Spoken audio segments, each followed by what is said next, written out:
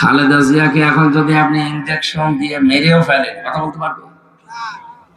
Life সাপোর্টে আছে, ওনার চিকিৎসা চলছে। তারা জানিয়েছে যে লাইফ সাপোর্টে যেগুলো লাগানো আছে শরীরে, যদি খুলে ফেলা যায় সঙ্গে সঙ্গে মরে যাবে। তার মানে একটা কৃত্রিম ভাবে তাকে বাঁচিয়ে রাখা এখনো হয়েছে। ওনারা নিয়ে যাচ্ছে আমেরিকাতে, লন্ডনে। আশা করছে সুস্থ হবে, যদি না হয় আল্লাহ যেন ঈমানের সাথে তুলে নেয়।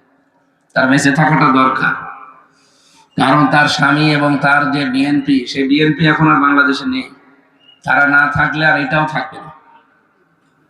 তার স্বামীর জীবনী পড়ে দেখেন, জিয়াউর রহমানের রাজনৈতিক জীবনী আমি পড়েছি। তিনি ভারতের আগ্রাসনের বিরুদ্ধে ছিলেন, কথা বোঝেন আমার। তার স্ত্রী বেগম খালেদা জিয়া সারা জীবনই ভারত বিদ্বেষী ছিলেন। এ কারণেই তো হাসিনা তারা দেখতে পাচ্ছেন।